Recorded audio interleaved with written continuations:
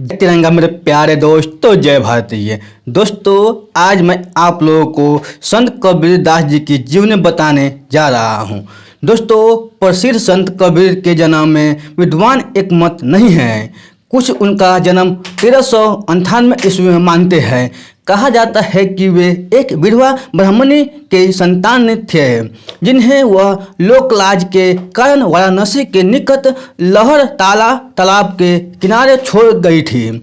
वहां से उन्हें नीरू नाम के जुलाहे और उसकी पत्नी नीमा अपने घर ले गए और बच्चे का पालन पोषण किया। दोस्तों, जबलपुर विश्वविद्यालय के कुलपति डॉक्टर राजबली पांडे का मत इससे भिन्न है। उनका कहना है कि कबीर का जन्म 1500 ईस्वी के लगभग इस जगह जुलाह जाति से हुआ, जो कुछ ही पीढ़ी पहले हिंदू से मुसलमान हुई थी, जिसके अंदर बहुत हिंदू संस्कार जीवित थे।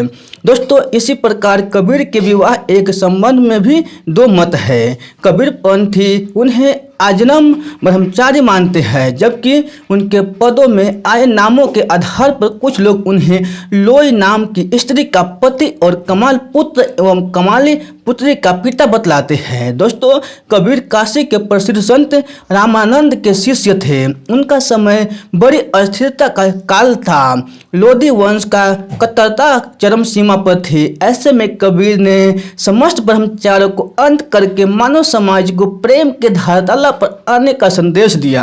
दोस्तों, उनके विचारों पर हिंदू संतों और मुसलमान सूफियों दोनों का प्रभाव था। वे हिंदू मुसलमानों में कोई भेदभाव नहीं मानते थे। दोनों एक ही मिट्टी के पुतले थे। राम और रहीम एक थे। उनकी न मंदिर में आस्था थी न मस्जिद में। जुलाहे का काम करते हुए उन्होंने लोगों के सनामार्ग पर लाने का प्रयत्न किया। कबीर पढ़े लिखे नहीं पर उच्च कोटि के ज्ञानी थे। दोस्तों, अपनी बातें उन्होंने बड़ी सरल भाषा में कही।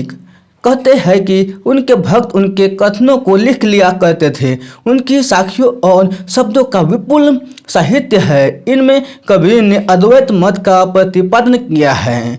दोस्तों, जन्म की भांति कबीर के निधन के संबंध में भी लोक में एक मान्यता प्रचलित है। उस समय यह विश्वास किया जाता था कि काशी में प्राण त्यागने से स्वर्ग और मगहर में मरने से नरक मिलता है। इस विश्वास को मिथ्या साबित करने के लिए कबीर मृत्यु के समय मगहर चले गए थे।